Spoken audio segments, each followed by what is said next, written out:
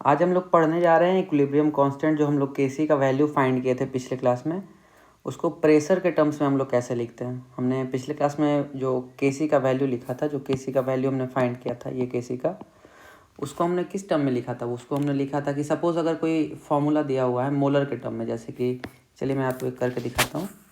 जैसे सपोज़ एक केसी का वैल्यू दिया हुआ है, वो है मोल्स पर लीटर, या कि मोलर कंसनट्रेशन के टर्म में, मोल्स पर लीटर के टर्म में, जहाँ पे जो ये concentration of A B C D लिया जाता है, ए बी और ये सी डी लिया जाता है, ये किस में है, मोल्स पर लीटर में है। मोल्स पर लीटर में जो कंसनट्रेशन है ये मोल्स पर लीटर में। तो अगर हमको उसको चेंज करना है पार्शियल प्रेशर के टर्म में, अगर हमको उसको पार्शियल प्रेशर के टर्म में लिखना है तो कैसे उसको लिखा जाता है, उसको कैसे डिराइव किया जाएगा उस फॉर्मूले से। तो उसको पार्शियल प्रेशर के टर्म्स में लिखना है कि इसका इतना एटीएम प्रेशर, ये जो कंसनट्रेशन है उसको पार्शियल प्रेशर के टर्म में लिखना है। हमने अभी तक पढ़ा था ना कि एक्टिव मास 3 प्रकार का होता है। पहले तो हो जाता है उसका मोलर कॉन्सेंट्रेशन, पहला हो गया मोलर कंसंट्रेशन। दूसरा क्या हो गया, उसका पार्शियल प्रेशर होता है ना, गैसेस का पार्शियल प्रेशर होता है। और तीसरा हमने क्या पढ़ा था कि सॉलिड या लिक्विड का 1 होता है एक्टिव मास। तो एक मोलर कॉन्सेंट्रेशन हो जाता है, जो कि क्या बोल सकते हो उसको, कि अगर कोई एक्वस सॉल्यूशन हो उसका मोलर कंसंट्रेशन लिया जाता है, और किसी गैस का पार्शियल प्रेशर लिया जाता है। तो इन दोनों को कांस्टेंट को, मतलब एक केसी इसके टर्म में लिखा जाता है मोलर कंसंट्रेशन के टर्म में, और दूसरे को पार्शियल प्रेशर, क्योंकि इन दोनों को आपस में कैसे इंटरचेंज कर सकते हैं, तो उसी को हम आज इस लेक्चर में पढ़ने जा रहे हैं। तो चलिए सबसे पहले देखते हैं। हमने पिछले क्लास में केसी का वैल्यू फाइंड किया था, C to the power small C D to the power small D, concentration of C to the power small C और concentration D to the power small D whole divide by concentration of A to the power whole A small A and concentration of B to the power small B. और ये सारा concentration किस में है, concentration moles पर litre में है, moles पर लीटर में कंसंट्रेशन है। चलिए तो हमको केपी का वैल्यू निकालना है, ठीक है ना। केपी क्या होता है, कंसेंट्रेशन क्या होता है, यहाँ पे पार्शियल प्रेशर लिया जाता है। जो कंसेंट्रेशन ऑफ ए या बी या सी या डी है वो सब उसका पार्शियल प्रेशर। एक कंटेनर में ए का जो पार्शियल प्रेशर है, बी का जो पार्शियल प्रेशर है, सी का जो पार्शियल प्रेशर है, डी का जो पार्शियल प्रेशर है, उसको हम लोग वहाँ पे उसका कंसेंट्रेशन लिया जाता है। वो कंसेंट्रेशन में सिर्फ और सिर्फ उसका पार्शियल प्रेशर हम लोग पुट कर देते हैं। तो चलिए देखते हैं कि केसी से केपी हम लोग कैसे डिराइव कर सकते हैं। तो केसी हमने अभी देखा है, यहाँ पे कंसेंट्रेशन ऑफ सी क्या होता है, moles by volume.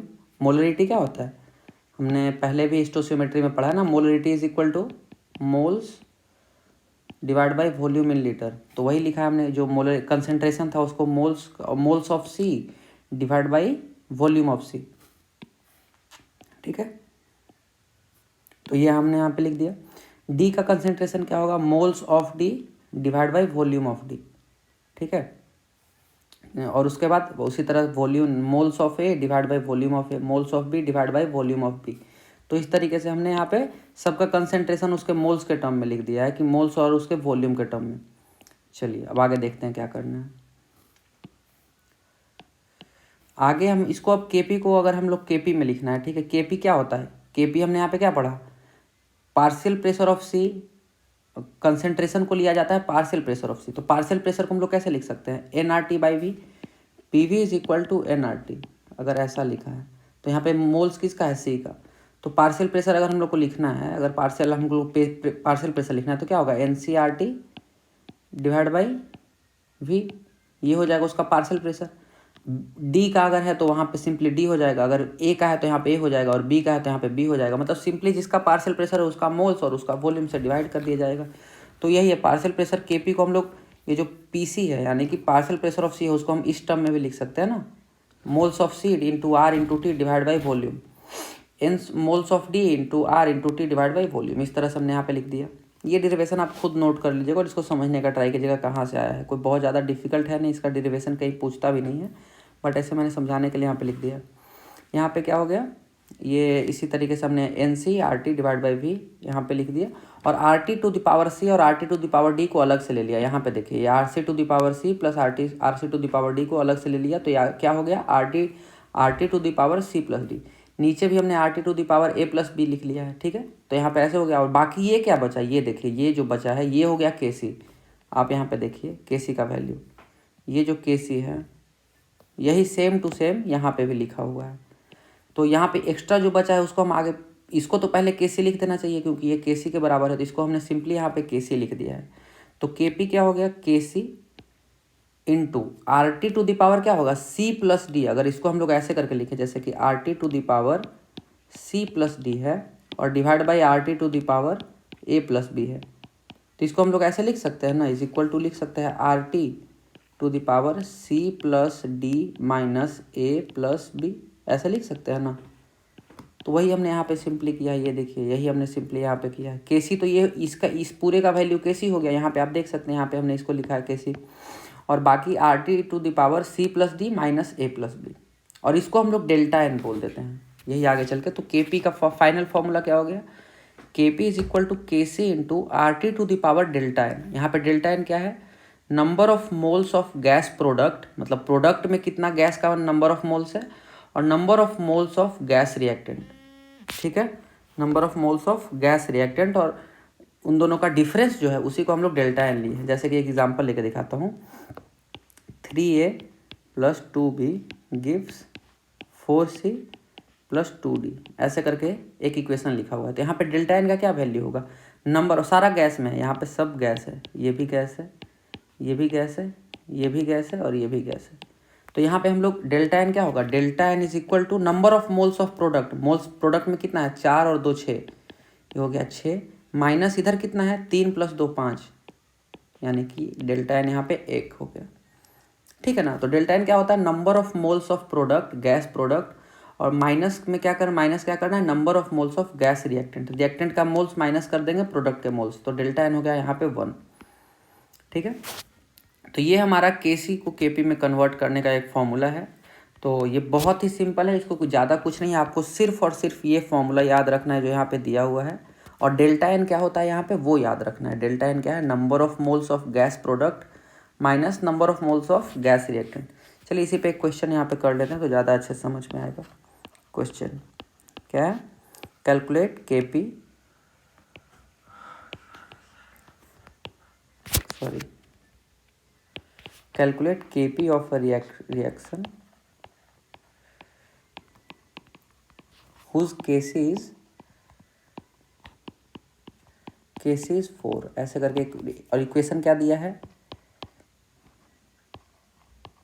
NH3 2NH3 gives N2 plus 3H2, ऐसे करके एक रिएक्शन दिया, सारा गैस है, ये भी गैस है, ये भी गैस है, ये भी गैस है। तो चलिए सबसे पहले हम लोग इसको सॉल्व करके देखते हैं क्या होगा। सॉल्यूशन लिखते हैं यहाँ पे। अभी हमने क्या पढ़ा था, के पी इज इक्वल टू क्या होता है, K C into R T to the power delta n, और यहाँ पे क्या दिया है, टेम्परेचर सपोज मान लेते हैं 300 केल्विन है, ठीक है ना। आर का वैल्यू आपको पता है, आर का वैल्यू तो कॉन्स्टेंट है 0.0821, ठीक है। या सॉरी, यहाँ पे अगर एसआई यूनिट में लिखना है तो हम लोग को एसआई यूनिट में लिखना पड़ेगा ना, एसआई यूनिट में हो जाएगा 8.21, ऐसे करके। चलिए अब हम लोग यहाँ पे निकालते हैं केपी का वैल्यू। तो केपी का वैल्यू क्या होगा, सबसे पहले हम लोग डेल्टा एन निकाल के देखते हैं, डेल्टा एन क्या है यहाँ पे। तो delta N is equal to क्या होगा, number of moles of product, product में कितना नंबर ऑफ मोल्स है, 4 है, 3 और 1, यहाँ पे 3 है और यहाँ पे 1 है, तो 3 और 1 4 हो गया, और रिएक्टेंट में कितना है 2 है, तो 4 माइनस 2, तो यहाँ पर डेल्टा एन कितना हो गया 2। चलिए वैल्यू पुट करते हैं, के P is equal to, K सी कितना दिया है, के सी देखिए यहाँ पे 4 दिया है, K C is equal to 4 into R कितना है, आर हो गया 8.21 into 300 divide by to the power 2। तो यहाँ पे आप के सी का वैल्यू, पर सिंपली आप समझिए ना, कुछ नहीं करना है, तो सिंपली आप यहाँ पे आर टी लिख दीजिए, जैसा जैसा आपको टेम्परेचर या प्रेशर दिया हुआ है यहाँ पे simply R T to the power 2 लिख देना है। आर टी का वैल्यू आपको वहाँ पे दिया रहेगा क्वेश्चन में कि टेम्परेचर क्या लेना है, गैस कांस्टेंट क्या लेना है। तो ये हो गया हमारा के पी का वैल्यू। यहाँ पे सिंपली के पी का वैल्यू आप ऐसे करके लिख सकते हैं। बहुत सारा क्वेश्चन अलग अलग तरह के हिसाब से पूछ सकता है कि के पी का वैल्यू इस कंडीशन में क्या होगा, इतना टेम्परेचर पे क्या होगा, इस प्रेशर पे क्या होगा। तो मतलब कुछ भी सोचना नहीं है आपको। अगर के सी मोल्स पर लीटर के टर्म में दिया है, मोलर कंसंट्रेशन के टर्म में दिया है, उसको अगर आप पार्शियल प्रेशर के टर्म में लिखना चाहते हैं तो आपके पास सिर्फ और सिर्फ एक फॉर्मूला है, एक लाइन का फॉर्मूला है। इसका डेरिवेशन आपको जानने का ज़रूरत है नहीं, आपको ऐसे डेरिवेशन मैंने करा के दे चुका हूँ इस लेक्चर में। आपको नोट करना है तो नोट कर लीजिएगा, बट आपको मेन जो इम्पोर्टेंट है वो सिर्फ और सिर्फ ये फॉर्मूला, इस फॉर्मूले को याद रखिए और बाकी आगे का जो भी क्वेश्चन आएगा आप इजीली सॉल्व कर सकते हैं। तो ठीक है, आज के लिए इतना ही रखते हैं।